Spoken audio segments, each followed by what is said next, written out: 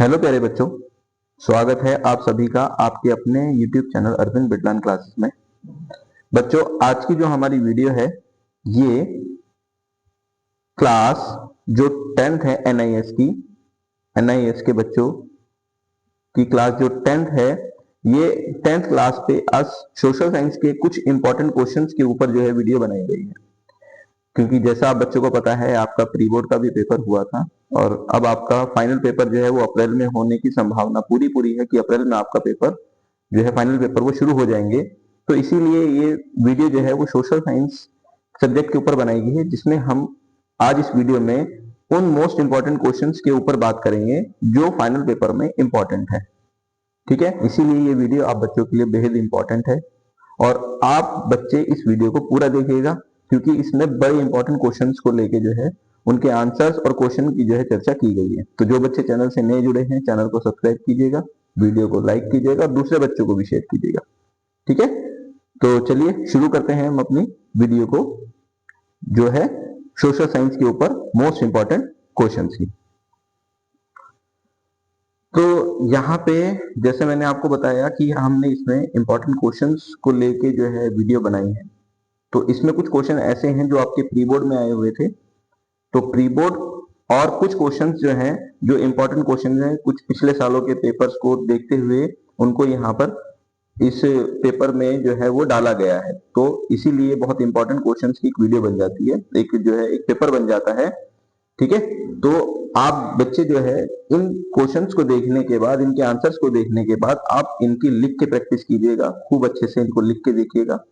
जितना आप लोग इनको लिख के प्रैक्टिस करेंगे उतना ही आपको जो है वो पेपर में फायदा रहेगा। ठीक है, तो देखिए जैसे पहला प्रश्न जो है हमारा यहाँ पर पूछा गया है कि समाज के अभावग्रस्त वर्गों के सामाजिक सशक्तिकरण के लिए भारत सरकार द्वारा उठाए गए जो कदम है उनकी व्याख्या करनी है। तो सरकार ने कौन कौन से अभावग्रस्त जो लोग हैं, अभावग्रस्त मतलब जो SC ST लोग हैं, जो SC ST लोग हैं उनके सशक्तिकरण के लिए, उनको मजबूती देने के लिए सरकार ने क्या क्या कदम उठाए हैं। ठीक है, तो देखिए जैसे इसमें सरकार ने क्या कदम उठाए हैं। जैसे पहला पॉइंट है 6 से 14 वर्ष के जो बच्चे हैं उनको मुफ्त और अनिवार्य शिक्षा देना तथा स्कूल में मिड डे मील जो प्रोग्राम है वो चलाना और पुस्तक तथा छात्रवृत्ति देना, मतलब उनको वजीफा देना, स्कॉलरशिप देना। ठीक है, तो 6 से 14 साल के जो बच्चे हैं, जो अभावग्रस्त वर्ग के जो 6 से 14 साल के बच्चे हैं, उनको मुफ्त और अनिवार्य शिक्षा देना, स्कूल में मिड डे मील देना, साथ ही साथ बच्चों को फ्री किताबें देना और साथ ही उन्हें स्कॉलरशिप, उन्हें जो है वजीफा देना। इसके अलावा इन सभी के लिए शिक्षा संस्थान खोलना ताकि ये बच्चे वहां पर पढ़ सकें, इन समाज के बच्चे वहां पढ़ सकें। रोजगार कौशलों को बढ़ावा देने के लिए व्यावसायिक शिक्षा देना। जो अभावग्रस्त वर्ग के लोग हैं उनको स्कूल लेवल पर क्या करना, उनको स्कूल लेवल पर व्यावसायिक शिक्षा देना ताकि उनको रोजगार के अवसर मिल सके। ठीक है, और वो अगर कहीं उनको नौकरी नहीं मिले तो व्यावसायिक शिक्षा प्राप्त करने के बाद वो अपना रोजगार जो है, अपनी कोई दुकान या अपना किसी तरह का रोजगार चला सके। विभिन्न प्रतियोगी परीक्षाओं में उनको फ्री कोचिंग देना, साथ ही उच्च प्राथमिक स्तर की शिक्षा के बाद लड़के और लड़कियों को हॉस्टल की सुविधाएं प्रदान करना। मतलब अगर बच्चे जो है स्कूल के बाद, अगर अभावग्रस्त समूह के बच्चे स्कूल के बाद कॉलेज लेवल पर पढ़ाई करना चाहते हैं तो उन्हें हॉस्टल की सुविधाएं भी प्रदान करना। इस तरह के कदम जो है भारत सरकार द्वारा जो है उठाए जा रहे हैं अभावग्रस्त बच्चों के लिए। ठीक है, जो अभावग्रस्त वर्ग के बच्चे हैं उनके लिए। चलिए आगे देखते हैं। जैसे अगला प्रश्न जो है, पर्यावरण क्षरण को जो है परिभाषित कीजिए, पर्यावरण क्षरण के कारकों की व्याख्या कीजिए। देखिए पर्यावरण क्षरण का क्या मतलब, क्षरण का मतलब होता है नुकसान पहुंचाना, जैसे नुकसान। ठीक है, तो यहां जैसे अगर मैं इसको डिफाइन करूं, क्या कहता है, पर्यावरण को नुकसान पहुंचाना पर्यावरण क्षरण कहलाता है, जैसे पेड़ों को काटना, हवा पानी का प्रदूषण आदि। तो यहाँ देखिए इधर एक मैंने पिक्चर पेस्ट करी है, तो आप देख सकते हैं यहाँ से किस तरीके से। देखिए इधर एक फैक्ट्री का धुआं जो है, ये इस तरीके से धुआं निकल रहा है, ऊपर हवा में जा रहा है। तो ये क्या है, ये पर्यावरण को नुकसान पहुंचा रहा है, क्योंकि ये पर्यावरण क्या है, ये पर्यावरण को प्रदूषित कर रहा है, प्रदूषित प्रदूषित जो है ये कर रहा है। तो इस तरीके से यदि ये फैक्ट्रियां जो है लगातार चलती है तो इससे पर्यावरण का क्या होता है, पर्यावरण प्रदूषण फैलता है ना। तो इसे हम क्या कहते हैं, पर्यावरण प्रदूषण कहते हैं। और भी इसके कई सारे कारण हैं। जैसे पहला इसका कारण है कि अगर हम बात करते हैं तो बढ़ती जनसंख्या पर्यावरण क्षरण का एक सबसे बड़ा कारण है। देखिए किस तरीके से जनसंख्या लगातार बढ़ती जा रही है। आज भारत की जो जनसंख्या है वो लगभग 140 करोड़ भारत की आबादी है। ठीक है। और अभी ये 140 करोड़ जो है ये अनऑफिशियल है, अभी इसका आंकड़ा नहीं आया है। तो 140 करोड़ आबादी भारत की बढ़ गई है और भारत दुनिया में नंबर 1 कंट्री है जनसंख्या के मामले में। चीन को भारत ने पीछे छोड़ दिया है ना। तो जनसंख्या एक बहुत बड़ा कारण है पर्यावरण को नुकसान पहुंचाने के लिए। इसके अलावा गरीबी और नगरीकरण तथा जीवन शैली में बदलाव के कारण भी पर्यावरण का क्षरण हो रहा है। तो जिस तरीके से गरीबी बढ़ रही है और शहर बढ़ रहे हैं लगातार, गांव से लोग शहरों में आ रहे हैं, शहरों में जब उनको जगह नहीं मिलती तो वो जो है गंदी बस्ती में रहने के लिए मजबूर हो जाते हैं। तो ये भी कहीं ना कहीं पर्यावरण को नुकसान पहुंचाता है। नदियों तथा समुद्र में अपशिष्ट बहाने से पर्यावरण को नुकसान पहुंचता है। नदियों को अगर, समुद्रों को हम गंदा, उसमें कूड़ा और उसमें कई सारी ऐसी चीजें डालते हैं जिससे क्या होता है, पर्यावरण को नुकसान पहुंचता है। प्लास्टिक का सामान प्लास्टिक का सामान जो है वो भी पर्यावरण को नुकसान पहुंचाता है, क्षति पहुंचाता है। संसाधनों का जो है उपयोग करना और जो है उनको, संसाधनों का इस्तेमाल कर कर उनको पानी में जो है बहा देना, तो ये भी क्या करता है, पर्यावरण के नुकसान के लिए उत्तरदायी होता है। तो बढ़ती जनसंख्या, नगरीकरण का बढ़ना, नदियों में जो है गंदगी को बहाना और प्लास्टिक का ज्यादा से ज्यादा इस्तेमाल करना जो है ये पर्यावरण को नुकसान पहुंचाता है। ठीक है, चलिए अगला सवाल देखिए। अगला सवाल है, कहता है शांति और सुरक्षा के खतरों का मुकाबला करने के लिए भारत सरकार की जो रणनीति है उसकी व्याख्या कीजिए। देखिए, शांति और सुरक्षा ये दोनों ही बड़े गंभीर मसले होते हैं। तो देश में इन मसलों पर, इन दोनों मुद्दों पर जो है काम किया जाता है सरकार के द्वारा। जैसे जैसे पहला देखिए, नक्सलवादी आंदोलनों के साथ कठोर पुलिस कार्रवाई जैसी प्रक्रिया अपनाकर। तो आप ये जो फोटो देख रहे हैं, एक तरीके से नक्सलवादी जो है, नक्सलवादी जो है ये लोग हैं, नक्सली लोग हैं ये। तो ये ज्यादातर जो नक्सलवादी लोग हैं इनकी सरकार के साथ लड़ाई होती है ना। तो इस तरीके की जो गतिविधियां होती हैं उस तरीके, इनको जो है रोकने का कार्य सरकार करती है। इसके अलावा अगर हम बात करते हैं, विकास और रोजगार के माध्यम से समाधान किया जाता है। देखिए यहाँ आप देख रहे हैं कि युवाओं को किस तरीके से रोजगार दिया जाता है। तो सरकार जो है जितना रोजगार युवाओं को प्रदान करती है उतना ही विकास भी बढ़ता चला जाता है देश का। ठीक है, विद्रोह का मुकाबला कूटनीतिक तरीके से किया जा रहा है। जो देश के अंदर कोई लड़ाई झगड़ा होता है या देश में कोई अगर गलत तरीके से दंगा फसाद करता है तो उसका भी सरकार जो है मुकाबला करती है। युवाओं के विकास को जो है, युवाओं के विकास के माध्यम को मुख्य धारा से जोड़ने के कदम उठाए जा रहे हैं। इसका मतलब युवाओं का जो है विकास किया जा रहा है, युवाओं का विकास किया जा रहा है। और विकास युवाओं का कैसे होगा, उनको रोजगार देकर, उनको शिक्षा देकर, शिक्षा और रोजगार देकर जो है उनका विकास होगा। और अगर युवाओं का विकास होगा तो देश का विकास होगा। ठीक है, चलिए चलते हैं आगे क्वेश्चन पे। अगला क्वेश्चन कहता है पंथ निरपेक्षता का क्या अर्थ है। ये आपके प्री बोर्ड में भी आया था। पंथ निरपेक्षता का अर्थ यह है कि भारत का कोई भी औपचारिक धर्म नहीं है, सरकार को किसी धर्म का पक्ष नहीं लेना और ना ही किसी धर्म के विरुद्ध भेदभाव करना है। राज्य सभी धर्मों का सम्मान करता है और उनका आदर करता है। ठीक है, तो ये देखिए, ये हमारे देश का एक नक्शा है। यहाँ पर आप अलग अलग धर्म के जो है चिन्ह देख सकते हैं। ठीक है, तो भारत का कोई जो है धर्म नहीं है। हम बोलते हैं कि हमारा देश क्या है, एक धर्म निरपेक्ष देश है। इसका मतलब यह है कि हमारे देश का अपना कोई धर्म नहीं है, वो सभी धर्मों का सम्मान करता है। तो अगर पंथ निरपेक्षता की बात आए या धर्म निरपेक्षता की बात आए तो आपका यही आंसर है। ठीक है, तो आप ध्यान रखना है, अगर पेपर में पंथ निरपेक्षता की जगह धर्म निरपेक्षता आ जाता है, अगर पेपर में पंथ निरपेक्षता की जगह धर्म निरपेक्षता आ जाता है तो आपको यही आंसर लिखना है। ठीक है बच्चों, चलिए अगला सवाल देखिए। आगे कहता है, भारत में राष्ट्रीय समाकलन या एकीकरण की कौन कौन सी प्रमुख चुनौतियां हैं। हमारे देश में एकता के सामने कौन कौन सी चुनौती है। तो जैसे सबसे पहले सांप्रदायिकता है। सांप्रदायिकता क्या होता है कि जब एक धर्म के लोग अपने धर्म के प्रति जो है अधिक प्रेम और दूसरे धर्म के विरुद्ध उनको, उस धर्म को गिराने लगते हैं, तो इससे देश की एकता और अखंडता को खतरा पैदा होता है ना। जब कुछ धर्म के लोग अपने धर्म की बातों को बढ़ा चढ़ाकर बोलते हैं और दूसरे धर्म को जो है वो गलत, उसकी बातों को गलत साबित करते हैं, तो इससे क्या आता है, देश की एकता और अखंडता जो है वो खतरे में हो जाती है। इसके बाद क्षेत्रीयवाद के अनुसार लोग अपने क्षेत्र की भाषा संस्कृति के विकास के लिए मिलकर कार्य करते हैं, लेकिन दूसरे क्षेत्र की भाषा और संस्कृति से खुद को अलग समझते हैं। तो ये भी एक गंभीर समस्या है हमारे देश की एकता के लिए। ठीक है, एकीकरण को हम बोल सकते हैं दूसरे शब्दों में एकता। हमारे देश की एकता जो है वो खतरे में होगी जब देश में सांप्रदायिकता बढ़ेगी और क्षेत्रीयवाद बढ़ेगा। ठीक है, इसके बाद तीसरा पॉइंट है भाषावाद। भाषावाद, भारत एक बहुभाषी देश है। भारत के लोग अनेक भाषा और बोलियां बोलते हैं। स्वतंत्रता के बाद जब संविधान सभा ने यह कहा कि हिंदी को भारत की राजभाषा के रूप में स्वीकार किया जाएगा, तो लगभग सभी गैर हिंदी भाषा क्षेत्र जो ने इसका क्या किया, विरोध किया। मतलब जब हमारे देश में ये बोला गया कि हिंदी जो है भारत की जो है इसको राजभाषा के रूप में स्वीकार किया जाएगा, तो सभी ज्यादातर जो गैर हिंदी जो राज्य थे उन्होंने इसका विरोध किया। तो भाषावाद जो है ये भी एक सबसे बड़ी समस्या है हमारे देश के एकीकरण में। इसके बाद उग्रवाद, ये देश के अनेक भागों में उग्रवादी आंदोलन चलाए जा रहे हैं जो देश में हिंसा और डर पैदा करते हैं और सार्वजनिक संपत्ति को नष्ट करते हैं। तो ये सभी क्या है, ये चुनौतियां हैं। ठीक है, ये हमारे देश के समाकलन में, एकीकरण में चुनौतियां हैं। ठीक, चलिए अगला सवाल देखिए, राजनीतिक दलों के कार्यों का वर्णन करना है। तो राजनीतिक दल के क्या क्या कार्य होते हैं, जैसे पहला क्या है, ये चुनाव के दौरान उम्मीदवारों का नामांकन करते हैं। ठीक है, दूसरा अपने चुनाव में उम्मीदवारों के लिए प्रचार करते हैं। तीसरा, यह जनता के सामने अपने उद्देश्य और कार्यक्रम प्रस्तुत करते हैं। जो सत्ता में नहीं है वे विरोधी दल बनाते हैं और सरकार पर नजर रखते हैं, है ना। अगर राजनीतिक दलों का सबसे बड़ा काम क्या होता है, राजनीतिक दलों का सबसे बड़ा जो काम होता है वो होता है सरकार पर नजर रखने का, कि सरकार अगर कोई गलत काम करती है तो वो उसके बारे में लोगों को बताते हैं।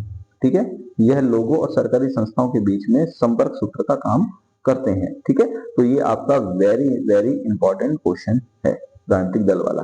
ठीक है, चलिए अगला सवाल कहता है राज्यसभा और लोकसभा में अंतर स्पष्ट करना है। तो देखिए बड़ा ही आसान क्वेश्चन है ये तो इंपॉर्टेंट क्वेश्चन है क्योंकि फाइनल में भी आ सकता है। तो राज्यसभा क्या है, ये एक जो है उच्च सदन होती है। राज्यसभा जो है ये क्या होगी, राज्यसभा जो है एक उच्च सदन है। राज्यसभा के सभी सदस्यों का चुनाव विधानसभा के सदस्यों द्वारा होता है। इसका मतलब ये है कि राज्यसभा का जो चुनाव है इसमें अप्रत्यक्ष होता है, राज्यसभा में अप्रत्यक्ष चुनाव होता है। और राज्यसभा का जो कार्यकाल है वो 6 वर्ष का होता है। ठीक है, तो इस तरीके से आप राज्यसभा के बारे में बता सकते हैं। लोकसभा ये एक निम्न सदन होता है। लोकसभा के सदस्य भारत के लोगों के द्वारा वोट डालकर चुने जाते हैं। ठीक है, तो यानी लोकसभा का चुनाव जो होगा वो प्रत्यक्ष होगा क्योंकि इसमें लोग भाग लेते हैं। ठीक है, तो लोकसभा प्रत्यक्ष चुनाव में चुनी जाती है, लोकसभा में प्रत्यक्ष चुनाव होता है और राज्यसभा में अप्रत्यक्ष चुनाव होता है। इसके अलावा लोकसभा एक अस्थायी सदन होता है और लोकसभा का कार्यकाल 5 वर्ष का होता है। ठीक है, तो इस तरीके से आप इसके आंसर को याद कर सकते हैं। नेक्स्ट अगला सवाल है, भारत में प्रधानमंत्री की नियुक्ति कैसे होती है और उनके कार्य की व्याख्या करें। देखिए प्रधानमंत्री को जो है राष्ट्रपति द्वारा नियुक्त किया जाता है, लेकिन राष्ट्रपति को केवल उसी व्यक्ति को प्रधानमंत्री के पद के लिए आमंत्रित करना होता है जो लोकसभा में बहुमत दल का जो नेता होता है। इसका मतलब लोकसभा में जिस पार्टी को बहुमत मिलेगा उसी पार्टी का ही व्यक्ति प्रधानमंत्री के पद पर बैठेगा और प्रधानमंत्री को नियुक्त कौन करेगा, राष्ट्रपति करेगा। ठीक है, राष्ट्रपति प्रधानमंत्री को नियुक्त करेगा। तो प्रधानमंत्री के कुछ कार्य होते हैं, जैसे पहला कार्य क्या है, प्रधानमंत्री मंत्रिमंडल की नियुक्ति के लिए राष्ट्रपति को सलाह देता है। दूसरा, प्रधानमंत्री दूसरे देशों के साथ समझौते और संधियां करता है। ठीक है, ये देशों के साथ क्या करता है, संधियां करता है। राष्ट्रपति को सलाह भी देता है अपने मंत्रिमंडल को नियुक्त करने के लिए। तीसरा, अंतर्राष्ट्रीय शांति और सुरक्षा बनाए रखने के लिए भी ये कार्य करता है। इसके बाद प्रधानमंत्री मंत्रिमंडल की बैठक की अध्यक्षता करता है। ठीक है, ये बैठकों की भी अध्यक्षता करता है। तो ये सब क्या है, प्रधानमंत्री के कार्य हैं। ठीक, चलिए आगे अगला क्वेश्चन है, राष्ट्रपति का पद किन कारणों से रिक्त होता है। रिक्त मतलब खाली हो जाता है, किन कारणों से वो खाली हो जाएगा। तो पहला कारण, यदि राष्ट्रपति की मृत्यु हो जाती है तब पद खाली हो जाएगा। दूसरा, यदि राष्ट्रपति त्यागपत्र दे देता है तब भी उसका पद खाली हो जाएगा। तीसरा, राष्ट्रपति को महाभियोग द्वारा पद से हटाया जाता है तब भी उसका पद खाली हो जाएगा। तो राष्ट्रपति जब अपने पद का गलत इस्तेमाल करता है तो उस पर महाभियोग लगाकर उसको पद से हटा दिया जाता है। ठीक है, तो इस तरीके से राष्ट्रपति को इन कारणों से उसका पद जो है खाली हो जाएगा। ठीक, चलिए अगला सवाल कहता है मुख्यमंत्री के कार्य बताइए। तो मुख्यमंत्री का पहला क्या कार्य है, मुख्यमंत्री मंत्री परिषद की नियुक्ति और उनके कार्य के बंटवारे के लिए राज्यपाल को सलाह देता है। ठीक है, तो मुख्यमंत्री जो है वो अपने मंत्री परिषदों को नियुक्त करने के लिए, अपने मंत्री परिषदों को नियुक्त करने के लिए और उनके कार्य को बांटने के लिए राज्यपाल को सलाह देता है। राज्य मंत्री जो है, ये मुख्यमंत्री जो है मुख्यमंत्री जो है ये मंत्रिपरिषद की बैठक की अध्यक्षता करता है, ठीक है। इसके अलावा राज्य के लिए बनाई गई नीतियों और कार्यक्रमों के निर्माण में भी सहयोग देता है। तो मुख्यमंत्री का काम वही होता है जैसे प्रधानमंत्री का काम होता है, ठीक है। प्रधानमंत्री जिस तरीके से कार्य करता है देश में, वैसे मुख्यमंत्री जो है वो कहाँ पे, राज्य में कार्य करता है, ठीक है। चलिए आगे अगला क्वेश्चन नीति निर्देशक सिद्धांत और मौलिक अधिकारों में अंतर स्पष्ट कीजिए। तो अगर हम नीति निर्देशक सिद्धांत की बात करते हैं तो इन्हें हमारे संविधान के भाग 4 में रखा गया है। ये संविधान के भाग 4 में आते हैं। ये हमने किससे लिए, आयरलैंड से लिए हैं। इनके पालन करने के लिए राज्य बाध्य नहीं है, ठीक है। और चौथा है संविधान में ये मूल अधिकारों के बाद मतलब मौलिक अधिकारों के बाद आते हैं, ठीक है। तो इस तरीके से आप इनका आंसर लिख सकते हैं। नेक्स्ट, जैसे मौलिक अधिकार क्या है, ये संविधान के भाग 3 में आते हैं। ये व्यक्ति के अधिकारों के लिए होते हैं। ये संयुक्त राज्य अमेरिका के संविधान से लिए गए हैं, ठीक है। तो मौलिक अधिकारों को हमने किससे लिया है, अमेरिका से लिया है। और नीति निर्देशक सिद्धांत को हमने आयरलैंड से लिया है, ठीक। इसके अलावा अगर हम बात करें आगे तो नीति निर्देशक सिद्धांत जो है ये नीति निर्देशक सिद्धांतों से अधिक महत्वपूर्ण होते हैं। मौलिक अधिकार जो है वो नीति निर्देशक सिद्धांतों से ज्यादा महत्वपूर्ण होते हैं और इनको जो है न्यायालय में, मौलिक अधिकारों को न्यायालय में संरक्षण भी प्रदान किया गया है, ठीक है। इनको संरक्षण दिया गया है, ठीक है। चलिए अगला आगे कहता है भारतीय संविधान में 6 मौलिक अधिकारों को लिखिए। तो हमारे कौन कौन से 6 मौलिक अधिकार दिए गए हैं हमारे संविधान के अंदर, देखिए जैसे पहले यहाँ दिया गया है हमें, क्या है, पहला है समानता का अधिकार, सभी लोग समान होते हैं, ठीक है। दूसरा है स्वतंत्रता का अधिकार कि हम सभी को स्वतंत्रता दी गई है। तीसरा है शोषण के विरुद्ध अधिकार, ठीक है, कि किसी को भी जो है शोषण नहीं करना है। और ये सब इनके अनुच्छेद दिए गए हैं कि समानता का अधिकार जो है ये अनुच्छेद 14 से 18 में आता है। स्वतंत्रता का अधिकार 19 से 22 में आता है। शोषण के विरुद्ध अधिकार 23 से 24 में आता है। और इसके अलावा धार्मिक स्वतंत्रता का अधिकार अनुच्छेद 25-28 में आता है। सांस्कृतिक और शिक्षा संबंधी अधिकार 29-30 में आता है। और संवैधानिक उपचारों का अधिकार ये अनुच्छेद 32 में आता है, ठीक है। तो संवैधानिक उपचारों का अधिकार जो है ये अनुच्छेद 32 में आता है और इसे मौलिक अधिकारों की क्या बोला गया है, इसे आत्मा बोला गया है। ये हमारे मौलिक अधिकारों की आत्मा होती है, ठीक है। ये हमारे मौलिक अधिकारों की रक्षा भी करता है। ये जो संवैधानिक उपचारों का अधिकार है ये हमारे मौलिक अधिकारों की रक्षा करता है, इसीलिए इसे मौलिक अधिकारों की आत्मा कहते हैं, ठीक। चलिए आगे देखिए अगला क्वेश्चन है प्रश्न नंबर 13, संविधान में कोई 4 मौलिक कर्तव्य बताइए। तो यहाँ पे मैंने 4 से ज्यादा लिख दिए हैं बच्चों के लिए जिसे आप आसानी से याद कर सके। जैसे पहला संविधान का पालन करना, राष्ट्रीय ध्वज मतलब झंडे का सम्मान और राष्ट्रीय गान का आदर करना, भारत की एकता और अखंडता की रक्षा करना, पर्यावरण की रक्षा करना, महिलाओं का सम्मान करना और जो हमारे देश की सार्वजनिक संपत्ति है उसकी सुरक्षा करना, उसे किसी तरह की हानि नहीं पहुंचाना, ठीक है। जो सार्वजनिक संपत्ति होती है, सार्वजनिक संपत्ति मतलब जैसे बस हो गई, बस, रेल, ठीक है, ये जो भी संपत्ति होती है सब सरकारी संपत्ति होती है, तो इन्हें हानि नहीं पहुंचानी चाहिए, ठीक है। तो ये भी एक हमारा मौलिक कर्तव्य होता है, ठीक है बच्चों। तो उम्मीद करता हूं आपको समझ में आ रहा होगा। अगला जो प्रश्न है प्रश्न नंबर 14, इसमें भारतीय संविधान की विशेषताएं बतानी है हमें। तो संविधान की विशेषता क्या है कि भारत का संविधान एक लिखित संविधान है।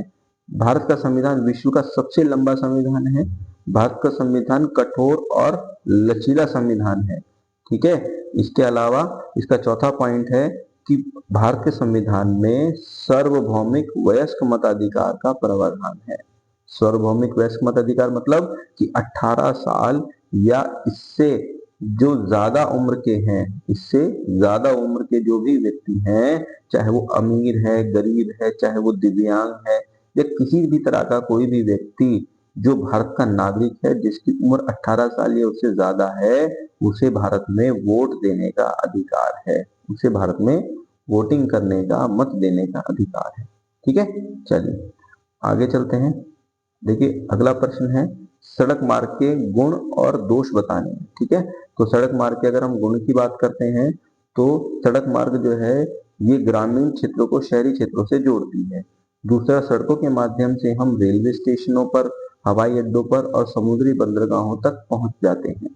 दूध, फल, सब्जियां जैसे खराब होने वाले माल जल्दी से जो महानगरों में सड़कों द्वारा पहुंचाए जाते हैं। ठीक है, तो ये क्या है, ये सड़क के गुण हैं, ये इसके लाभ हैं। अगर हम इसके दोष की बात करते हैं तो सड़क मार्ग के रख रखाव में अधिक खर्चा आता है, इसमें पैसा ज्यादा खर्च होता है। वर्षा में, ठीक है, वर्षा के समय में सड़कों पर पानी भर जाता है और कई बार लोगों के द्वारा सड़क मार्ग को बंद कर दिया जाता है जब लोग आंदोलन करते हैं। जब लोग आंदोलन करते हैं तो सड़क मार्ग को बंद कर दिया जाता है। तो ये भी एक तरीके से इसके दोष हैं। ठीक है, चलिए अगला सवाल, रेल हमारे लिए किस प्रकार महत्वपूर्ण है, ये आपके प्री बोर्ड में भी आया था, है ना। तो इसका जो पहला पॉइंट है, ये परिवहन का सबसे सस्ता साधन होता है। ठीक है, गरीब आदमी भी रेल में यात्रा कर सकता है, तो सबसे सस्ता साधन है। हजारों व्यक्ति एक साथ यात्रा कर सकते हैं। इसमें सभी आय वर्ग के लोग यात्रा कर सकते हैं, चाहे कोई अमीर है या कोई गरीब व्यक्ति है, सभी तरह के लोग इसमें यात्रा कर सकते हैं। इसमें शौचालय की सुविधाएं उपलब्ध होती है। इसके साथ जो यात्रा होती है वो काफी आरामदायक यात्रा होती है। ठीक है, तो किसी तरह की कोई समस्या रेल में यात्रा करने वाले यात्रियों को नहीं होती। ठीक है, चलिए अगला सवाल है प्रश्न नंबर 17, कहता है भारतीय कृषि के सामने जो है वो कौन सी चुनौतियां हैं, उनका विश्लेषण करना है। तो कृषि के सामने कौन कौन सी चुनौतियां हैं, जैसे खेतों में जो लागत होती है वो ज्यादा होती है ना, उच्च मतलब ज्यादा, अधिक, अधिक लागत, अधिक लागत, ये एक सबसे बड़ी समस्या है। इसके अलावा जो मिट्टी है उसकी उर्वरता में कमी होती है। उर्वरता मतलब उसमें उपजाऊ जो मिट्टी होती है वो कम उपजाऊ होती है। इसके अलावा भूमिगत जल की कमी होती है जिससे सिंचाई नहीं हो पाती। चौथा सबसे इंपॉर्टेंट पॉइंट, किसान जो है कई बार आत्महत्या करते हैं क्योंकि उनके ऊपर काफी सारा कर्जा हो जाता है जो वो उतार नहीं पाते, क्योंकि उनकी पूरी की पूरी फसल जो है वो पानी ना मिलने की वजह से खराब हो जाती है। तो इस वजह से किसानों को आत्महत्या करनी पड़ती है। तो ये क्या है, ये कई सारी इस तरह की चुनौतियां भारतीय कृषि को फेस करनी पड़ती है। ठीक है, चलिए अगला सवाल आगे है, कहता है गेहूं की खेती के लिए भौगोलिक परिस्थितियों को बताइए, कौन कौन सी भौगोलिक परिस्थितियां हैं। ठीक है, तो जैसे पहला है, गेहूं की फसल जो है वो क्या है, वो एक रबी की फसल है। किसकी फसल है, रबी की फसल है। ये अक्टूबर नवंबर महीने में उगाया जाता है और मार्च अप्रैल में काट लिया जाता है। इसके लिए तापमान जो है वो 10 से 15 डिग्री का होना चाहिए। बारिश जो है वो 75 से 70 सेंटीमीटर तक होनी चाहिए। इसमें कम श्रम की जरूरत होती है, इसमें लेबर काफी कम होती है। और इसमें जो है वो क्या होती है, इसमें जो मिट्टी जो है वो दोमट दोमट वो चिकनी मिट्टी जो है ये गेहूं के उत्पादन के लिए काफी अच्छी होती है। ठीक है, दोमट मिट्टी और चिकनी मिट्टी होनी चाहिए। तो ये कुछ गेहूं की फसलों के लिए उपयुक्त परिस्थितियां हैं। ठीक, चलिए आगे देखिए, कहता है भारतीय कृषि की दो विशेषताएं बताइए। तो पहली विशेषता है भारतीय कृषि मानसून पर निर्भर करती है और भारत में फसल के विभिन्न प्रकार पाए जाते हैं, ये दूसरा इसकी विशेषता है। ठीक है, आगे देखिए अगला सवाल है जलवायु को प्रभावित करने वाले 5 कारक। तो ये 5 कारक इंपॉर्टेंट है और ये क्वेश्चन भी वेरी वेरी इंपॉर्टेंट है, ये पेपर में पूछ सकता है आपसे। तो आपको ये पांचों के 5 याद होने चाहिए, जैसे स्थान, समुद्र से दूरी, समुद्र तल से ऊंचाई, पर्वत और पवनों की दिशा। ये 5 चीजें ऐसी हैं जो हमारी जलवायु को प्रभावित करती हैं। ठीक है बच्चों, तो ये पांचों चीजें आपको याद होनी चाहिए। अगला प्रश्न है, कहता है हिमालय और प्रायद्वीपीय नदी प्रणाली के महत्व में अंतर कीजिए। क्या अंतर है, तो देखिए जैसे अगर मैं बात करूं हिमालय नदी की, तो हिमालय की जो नदियां होती है ये 12 मासी होती है, ये पूरे वर्ष इनमें पानी रहता है। हिमालय नदियां जो है वो हिमनाद, ठीक है, हिमनाद हिमनाद जो है निकलती है और बर्फ की चोटियों से निकलती है। मतलब हिमालय की जो नदियां हैं उनमें पानी कहाँ से आता है, बर्फ की चोटियों से आता है। ठीक है, और इसकी जो जो नदी है हिमालय की, जो मुख्य नदियां हैं वो गंगा, सिंधु और ब्रह्मपुत्र है। ठीक है, ये तीनों ही हिमालय से निकलने वाली नदियां हैं। अगर हम प्रायद्वीपीय नदियों की बात करते हैं तो प्रायद्वीपीय नदियां मौसमी होती है।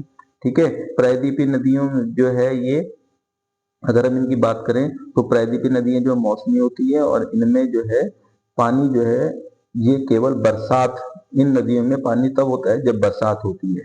ठीक है, और ये मानसूनी नदियां होती है, अदरवाइज बरसात नहीं होगी तो ये नदियां क्या होती है, सूख जाती है, ये सूख जाती है, सूख जाती है। ठीक है, ये नदियां सूख जाती है ना, ये सूख जाती हैं। अगर बरसात होगी तो पानी होगा, अदरवाइज ये नदियां सूख जाती है, इनका पानी बिल्कुल सूख जाता है। और जो प्रायद्वीपीय नदियां हैं कौन कौन सी होती है, महानदी, गोदावरी, कृष्णा और कावेरी, ये हैं प्रायद्वीपीय नदियां। तो ये आपसे पूछ सकता है इन दोनों नदियों में, मतलब हिमालय की नदियों में और प्रायद्वीपीय नदियों में क्या अंतर है, तो ये आपसे पेपर में पूछा जा सकता है। ठीक, चलिए अगला सवाल आगे कहता है, भारत के उत्तरी मैदान की जो है कोई विशेषताएं बतानी है। उत्तरी मैदान की विशेषता, तो उत्तरी मैदान की क्या क्या विशेषताएं हैं ये बतानी है हमें।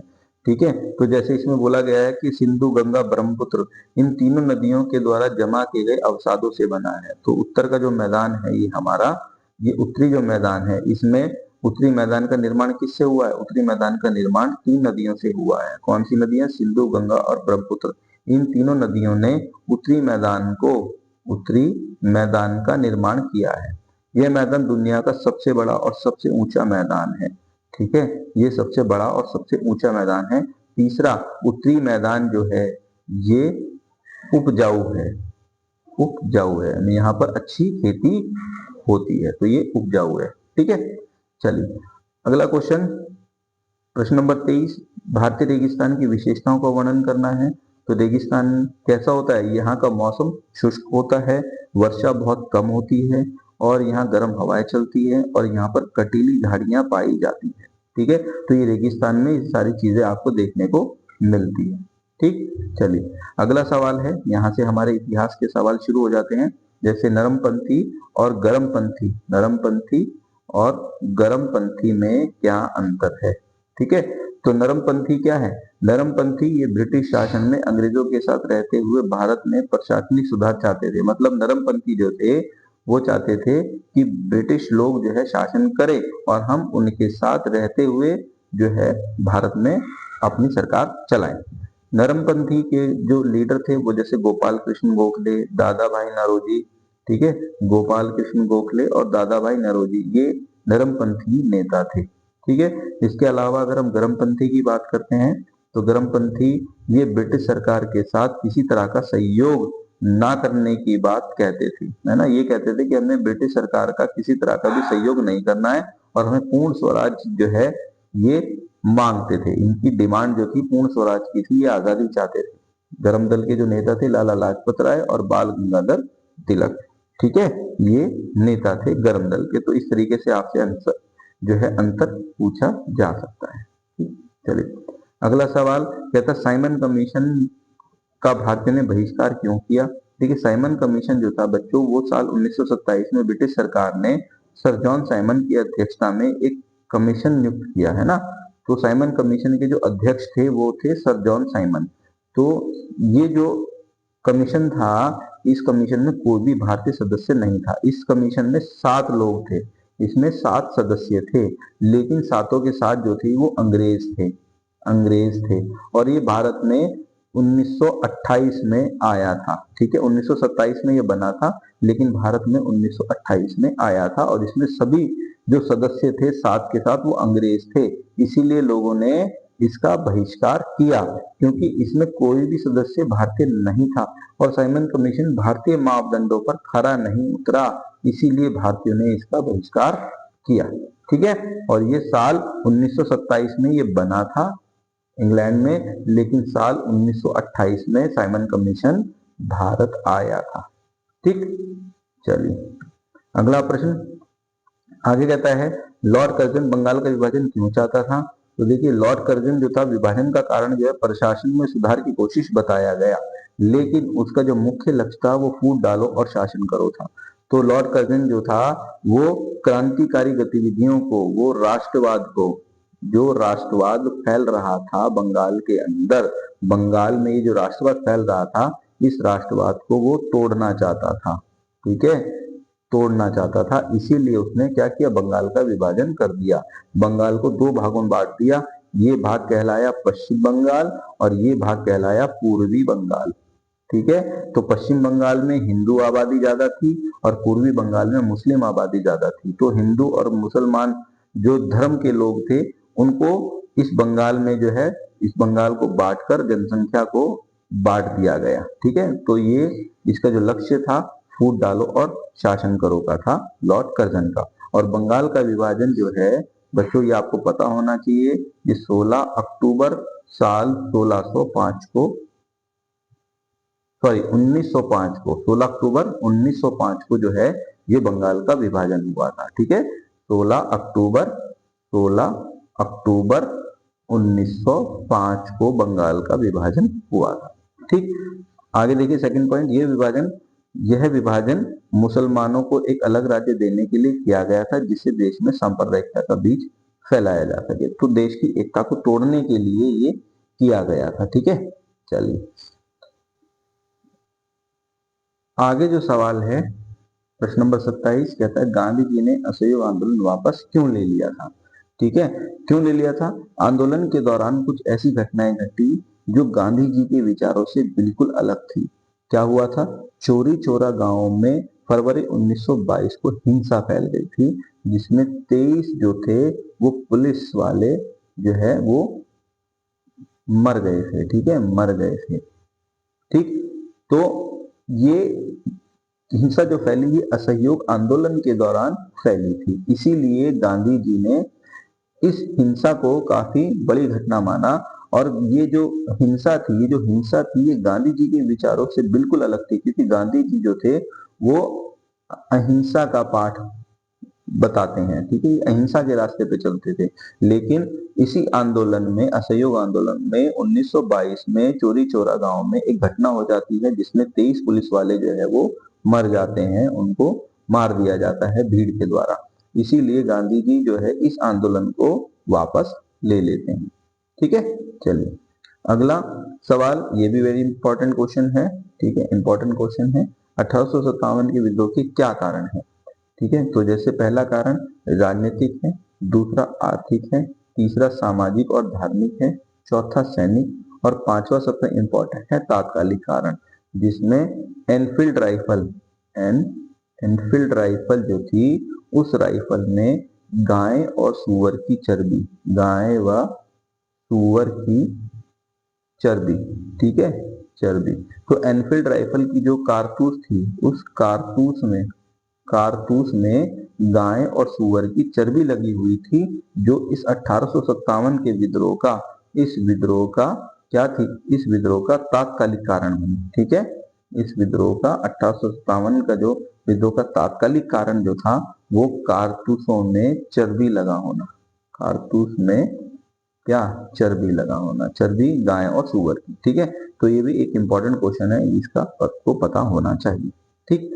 चलिए अगला सवाल कहता है 1857 के विद्रोह का क्या प्रभाव पड़ा हमारे देश के ऊपर। तो जैसे भारतीयों के मन में राष्ट्रीयता का बीज बोने में सफल रहा। 1857 ने हमारे जो लोग थे, उन लोगों के अंदर अब राष्ट्रवाद की भावनाओं को जगा दिया था। इस विद्रोह के कारण भारतीय लोग बहादुरों के लिए और भी जागरूक हो गए, और जिन्होंने इस विद्रोह में अपने जीवन का बलिदान दिया। मतलब भारतीय जो लोग थे 1857 के बाद बहादुर लोगों की जो है वो रिस्पेक्ट करने लगे, जो देश के बहादुर लोग थे उनकी रिस्पेक्ट की जाने लगी, जिन्होंने इस विद्रोह में अंग्रेजों के खिलाफ अपने प्राणों का बलिदान दिया।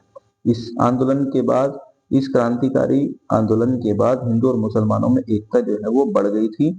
अंग्रेजों ने भारत में शासन जारी रखने के लिए अब भारतीयों का जो है वो शोषण शुरू कर दिया था, ठीक है। चलिए अगला प्रश्न है 1857 के विद्रोह की जो है विफलता के, ये विफलता है, विफलता मतलब ये क्यों फेल हो गया, इसकी विफलता के क्या कारण है, इनकी सूची बताइए। कारण, क्या कारण है इसके फेल होने के? ये भारत के उत्तर और मध्य भाग तक ही सीमित रहा। विद्रोहियों में उद्देश्य जो थी उसमें एक रूपता नहीं थी, मतलब विद्रोहियों के अंदर एक उद्देश्य नहीं था, कोई अलग उद्देश्य से लड़ रहा था, कोई अलग उद्देश्य से लड़ रहा था। इसका तीसरा पॉइंट है, आंदोलन का जो नेतृत्व था वो काफी कमजोर था। आंदोलन का नेतृत्व जो था वो मजबूत नहीं था, कमजोर था। दूसरा, जो विद्रोही थे, जो अंग्रेजों के खिलाफ 1857 की लड़ाई में लड़ रहे थे, उनके पास हथियार और पैसा, धन, इन दोनों चीजों की कमी थी। इस वजह से ये आंदोलन जो है ये क्या हो गया, ये असफल रहा। ठीक है, चलिए अगला सवाल कहता है, सामाजिक और धार्मिक सुधार आंदोलन ने किस प्रकार राष्ट्रीय आंदोलन का नेतृत्व किया। ठीक है, तो कैसे नेतृत्व किया। पहला, सुधारकों के लगातार प्रयासों से समाज पर भारी प्रभाव पड़ा। देखिए, जो सुधारक थे जैसे राजा राम मोहन राय, स्वामी दयानंद सरस्वती, उन्होंने समाज में जो बुराइयां थी उनको दूर करने की कोशिश करी, जिससे समाज पर इसका प्रभाव पड़ा। धार्मिक सुधार आंदोलनों ने भारतीयों के मन में आत्मसम्मान और आत्मविश्वास के प्रति गर्व का भाव पैदा किया। तो इस धार्मिक सुधार आंदोलनों ने हिंदुस्तानी लोगों के मन में आत्मसम्मान और आत्मविश्वास, ये भाव जो है पैदा किया। ठीक है, जो लोग भारतीय के रूप में पहचान बनाने में अधिक जागरूक हुए, है ना। जो हिंदुस्तानी लोग थे अब उनको बाहर लोग जानने लगे। जैसे राजा राम मोहन राय को बाहर विदेशों में जाने जा, अब उनका नाम हो गया। स्वामी दयानंद सरस्वती का नाम हो गया, स्वामी विवेकानंद का नाम हो गया। तो इनको लोग बड़ी जो है अच्छे से इनको लोग विदेशों में जानने लगे। सामाजिक सुधार आंदोलनों ने लोगों को एकजुट कर दिया। अब ये जो आंदोलन हुए इससे सभी हिंदुस्तानी लोग जो है वो एक हो गए। ठीक, चलिए अगला सवाल आगे कहता है, स्थायी बंदोबस्त और मालवाड़ी बंदोबस्त में क्या अंतर है। देखिए, स्थायी बंदोबस्त जो था ये इस व्यवस्था में ईस्ट इंडिया कंपनी ने बंगाल के जमींदार के साथ भूमि कर वसूलने के से जो एक समझौता किया था। मतलब ईस्ट इंडिया कंपनी ने ये स्थायी बंदोबस्त किया और किससे किया, बंगाल के जमींदार से किया। क्या किया कि जमींदार जो है वो भूमि से टैक्स वसूल करेगा, और ये समझौता किसके साथ हुआ, जमींदार का अंग्रेजों के साथ हुआ। ठीक, इसके बाद स्थायी बंदोबस्त की शुरुआत जो है साल 1793 में अंग्रेज लॉर्ड कॉर्नवालिस द्वारा की गई। तो स्थायी बंदोबस्त जो है ये लॉर्ड कॉर्नवालिस ने कहा जो है ये 1793 में शुरू किया। आगे ये बंगाल और बिहार में शुरू किया गया। स्थायी बंदोबस्त में भूमि का मालिक जो है वो जमींदार को माना गया, और जमींदार जो था वो किसानों से टैक्स लेता था। किसानों से क्या लेता था, कर लेता था। ठीक है, तो इसीलिए जमींदार को जो है अंग्रेजों ने ये ठेका दे दिया कि आप जो है वो किसानों से कर लोगे, टैक्स लोगे। ठीक, अगला सवाल, मालवाड़ी बंदोबस्त। इस व्यवस्था में भू राजस्व बंदोबस्त ईस्ट इंडिया कंपनी ने एक गांव के महाल मानकर गांव के साथ समझौता किया। मतलब गांव की ये जो महालवाड़ी व्यवस्था थी ये गांव के मुखिया के साथ की गई। जो मुखिया होता था गांव का वो जो है किसानों से टैक्स लेगा। ठीक है, ये 1822 में अंग्रेजों ने शुरू किया महालवाड़ी बंदोबस्त, और ये उत्तर पश्चिम और मध्य भारत में लागू किया गया। ठीक है, इसमें टैक्स वसूल करने का काम गांव के मुखिया का हो गया। तो मुखिया जो है वो किसानों से टैक्स लेगा। ठीक है, तो स्थायी बंदोबस्त में टैक्स वसूल करेगा जमींदार और महालवाड़ी में करेगा गांव का मुखिया। ये 1793 में शुरू हुआ, ये 1822 में शुरू हुआ। ये बंगाल और बिहार में शुरू हुआ, ये उत्तर पश्चिम और मध्य भारत में शुरू हुआ। ठीक है, चलिए अगला सवाल देखिए। यहाँ पे एक प्रश्न पूछा गया है आपसे, संयुक्त राष्ट्र संघ के क्या उद्देश्य हैं। संयुक्त राष्ट्र संघ हम इसे यूएनओ भी बोलते हैं। यूएनओ मतलब यूनाइटेड नेशन ऑर्गेनाइजेशन। तो इसके क्या उद्देश्य हैं। ठीक है, यूनाइटेड नेशन ऑर्गेनाइजेशन जो है ये साल 1945 में बना था। ठीक है, यानी 24 अक्टूबर 1945 को इसकी स्थापना हुई थी। ठीक है, तो इसके कुछ उद्देश्य हैं। क्या उद्देश्य हैं, तो देखिए, जैसे इसका पहला उद्देश्य है अंतरराष्ट्रीय शांति और सुरक्षा बनाए रखना, देशों के बीच महत्वपूर्ण संबंधों का विकास करना, है ना। देशों के बीच क्या करना, महत्वपूर्ण संबंधों का विकास करना, और अंतरराष्ट्रीय शांति और सुरक्षा बनाए रखना, अंतरराष्ट्रीय सहयोग प्राप्त करना, आर्थिक, सामाजिक, सांस्कृतिक और मानवीय समस्याओं को सुलझाना, मानव अधिकार और मौलिक कर्तव्यों को बढ़ावा देना। ठीक है, तो ये जितने भी कार्य हैं ये सब कौन करता है, ये करता है यूएनओ। और देखिए यहाँ पे यूएनओ का लोगो है, इस तरीके से यूएनओ का एक लोगो होता है। ठीक है, तो यूएनओ यूनाइटेड नेशन ऑर्गेनाइजेशन, जिसे हम संयुक्त राष्ट्र संघ भी बोलते हैं। ठीक, चलिए अगला सवाल, कहता है प्रथम विश्व युद्ध के परिणामों की जांच कीजिए। देखिए अगर आपसे प्रथम विश्व युद्ध के परिणामों की जांच या द्वितीय विश्व युद्ध के बारे में पूछा जाए कि द्वितीय विश्व युद्ध के परिणाम क्या हैं, तो इसका आंसर आप लगभग लगभग यही लिख सकते हैं, ठीक है, क्योंकि ये दोनों युद्ध जो है बड़े खतरनाक थे। तो प्रथम विश्व युद्ध जो है ये साल 1914 से 1918 तक चला था, ठीक है, ये चला था। तो ये विश्व युद्ध जो था ये सबसे विनाशकारी और भयावह घटनाओं के रूप में देखा जाता है। इसमें कम से कम जो है 1 लाख लोगों का जीवन जो है वो नष्ट हो गया था, और इसकी वजह से जो बड़े बड़े यूरोपीय देश थे जैसे इंग्लैंड, फ्रांस, ठीक है, ऑस्ट्रेलिया, इनको बड़े पैमाने पर संपत्ति का नुकसान हुआ था। तो जो यूरोपीय देश थे जैसे फ्रांस, इंग्लैंड, ऑस्ट्रेलिया, जर्मनी, इनको बहुत नुकसान हुआ था इस लड़ाई में, और इन देशों में लगभग लगभग 1 लाख निर्दोष लोग जो है वो बेचारे मारे गए थे, ठीक है। इसीलिए सबसे विनाशकारी युद्ध था प्रथम विश्व युद्ध। और इससे जो देश थे, ये जो यूरोपीय देश थे जैसे इंग्लैंड, फ्रांस, जर्मनी, इनकी अर्थव्यवस्था जो है वो बिल्कुल खराब हो गई थी, टूट गई थी, या हम बोले नष्ट हो गई, ठीक है। चलिए अगला सवाल कहता है औद्योगिक क्रांति के समय कारखानों में काम करने वाली महिलाओं की दशा को स्पष्ट कीजिए। तो क्या से उनकी दशा थी जब वो महिलाएं कारखानों में काम करती थी? उस समय महिलाओं को पुरुषों की तुलना में जो है वो कम मजदूरी दी जाती थी, महिलाओं को मजदूरी कम दी जाती थी। महिलाओं को लंबे समय के लिए कम मजदूरी पर काम पर रखने के लिए मजबूर किया जाता था। महिलाओं को मजदूरी जो है पुरुषों से कम दी जाती थी, और कम मजदूरी पे काम करने के लिए उनको बाध्य किया जाता था। उस समय कारखानों की दशा काफी खराब थी। कारखाने में खराब हवा, शोर, गंदगी, अंधेरा था जो उनके स्वास्थ्य के लिए हानिकारक था। कारखाने में काम करने वाली महिलाओं की दशा जो थी वो कैसी थी? वो दयनीय थी, दयनीय, ठीक है, काफी बुरी थी, ठीक है। चलिए आगे, फ्रांसीसी क्रांति के विचारों ने विश्व पर क्या प्रभाव डाला? देखिए फ्रांसीसी क्रांति ने दुनिया में राष्ट्रवाद की भावना को बढ़ावा दिया। फ्रांसीसी क्रांति जो है ये आपको पता है जो क्रांति हुई थी ये 1789 में उनकी फ्रांस की क्रांति। तो इस क्रांति के बाद और बाकी देशों में अब राष्ट्रवाद की भावना पैदा हो गई। क्रांति ने जो है वो किसका, क्रांति ने जो जो ये शासक था कौन? लुई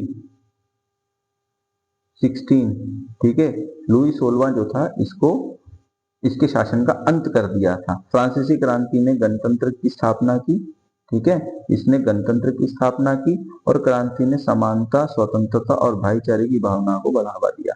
तो ये क्रांति जो थी ये इसका प्रभाव पूरे विश्व पर पड़ा था, ठीक है। चलिए अगला सवाल है हड़प्पा सभ्यता की मुख्य विशेषताएं क्या थी? देखिए हड़प्पा सभ्यता जो थी ये एक बहुत बड़ी सभ्यता थी। तो अगर मैं भारत के नक्शे से आपको समझाने की कोशिश करूं तो आप बच्चे थोड़ा सा समझने के ध्यान दीजिएगा। ये देखिए जैसे मैंने नक्शा बनाया भारत का, ठीक है, ये इस तरीके से नक्शा, ये देखिए जैसे मैंने बनाया है यहाँ पर। तो ये जो सभ्यता थी ये यहाँ से लेके इतने हिस्से तक, यहाँ से यहाँ तक ये सभ्यता फैली हुई थी। तो ये सारी जो सभ्यता थी ये भारत के बाहर तक, अफगानिस्तान, पाकिस्तान, ये यहाँ तक फैली हुई थी। तो ये सभ्यता जो थी एक नगरीय सभ्यता थी, नगरीय सभ्यता थी। तो यहाँ पर नगर नियोजन था, नगर जो है अच्छे तरीके से बनाए गए थे। समाज जो था और जो अर्थव्यवस्था थी ये बहुत अच्छी थी यहाँ की, और समाज भी काफी इसका उच्च था, उच्च समाज था। धर्म और संस्कृति थी इनकी, ये धार्मिक लोग थे और इनकी अपनी एक संस्कृति थी, और इनकी एक अपनी लिपि हुआ करती थी। और जो लिपि थी इनकी वो कैसी थी? वो चित्रात्मक थी, चित्रात्मक लिपि थी इनकी, ठीक है। मतलब इनकी लिपि में चित्र बनाकर जो है समझाया जाता था। वो जो लिपि जो होती थी इनकी चित्रात्मक, है ना, चित्र वाली लिपि होती थी, चित्रात्मक लिपि, ठीक है। चित्रात्मक लिपि थी जिसमें 400, 200, 250 से 400 जो है वो चित्र होते थे जो लिखे जाते थे, ठीक है। परंतु आज तक ये जो है लिपि पढ़ी नहीं गई है, लेकिन ये इसकी एक सबसे बड़ी विशेषता है। तो हड़प्पा सभ्यता जो थी ये बहुत पुरानी सभ्यता है। ये 2500 से लेके 1900 ईसा पूर्व तक, ठीक है, इसका टाइम पीरियड है। मतलब ईसा मसीह के जन्म से भी 2500 साल पहले ये सभ्यता जो है आई थी। तो ये इसकी विशेषता है, ठीक है बच्चों। तो यहाँ पर हमारे क्वेश्चन कंप्लीट होते हैं। तो उम्मीद करता हूँ आपको ये बातें समझ में आई होंगी। बेटा ये क्वेश्चन बहुत इंपॉर्टेंट है और आप इन क्वेश्चनों में से बहुत से क्वेश्चन जो आप फाइनल पेपर में देखोगे, तो इसीलिए आप इन सभी प्रश्नों का जो है वो अच्छे से लिख लिख कर प्रयास कीजिए, इनको लिख के प्रैक्टिस कीजिए, इनको याद कीजिए, क्योंकि जब आप अभी से अगर लिखेंगे तो आपको फाइनल पेपर में किसी तरह की कोई भी समस्या नहीं होगी। ठीक है, तो उम्मीद करता हूँ आपको वीडियो अच्छी लगी होगी, आपको क्वेश्चन समझ में आए होंगे, है ना। तो जो बच्चे चैनल से नहीं जुड़े हैं, चैनल को सब्सक्राइब कीजिएगा, वीडियो को लाइक कीजिएगा और अपने दूसरे साथियों को भी शेयर कीजिएगा, ताकि वो बच्चे भी इन प्रश्नों को समझ सके और प्रैक्टिस कर सकें, ताकि आप जो है वो पेपर में अच्छे से इनके जवाब लिख सकें। ठीक है, तो चलिए इसी के साथ मिलेंगे फिर हम अपनी अगली वीडियो पे। Thank you.